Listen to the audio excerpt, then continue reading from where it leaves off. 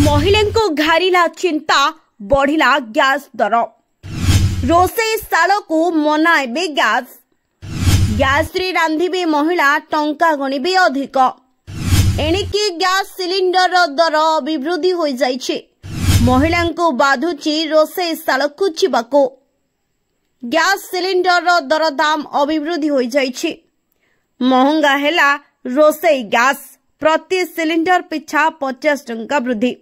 हाँ दर्शक बंधु महंगा होईगला रोषेई गैस प्रति सिलिंडर पिछा 50 टंका वृद्धि होईछि।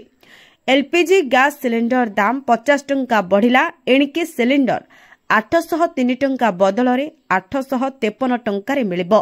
उज्ज्वला योजना उपभोग करुथबा लोकमानंकु एवं उज्ज्वला योजना सेवा पाउनथिबा उभय वर्गंकु 50 टंका वृद्धि रे एलपीजी सिलिंडर किनिबाकु पड़िबो। उज्ज्वला उपभोक्ता 500 टंकारे सिलिंडर किणुथुबा बेले सेमानंकु एबे 550 टंका देबाकु पड़िबो।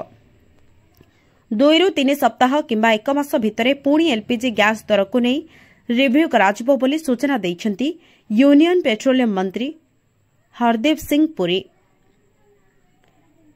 एक्साइज ड्यूटी बढ़िबा जोगु ही वर्तमान पेट्रोल डीजेल दर रे कौनसी परिवर्तन करा जाय नहीं किंतु रंधन गैस दर 50 टंका को वृद्धि करा जायथिबा नै एबे सूचना दैछंती। Bureau report Odisha info.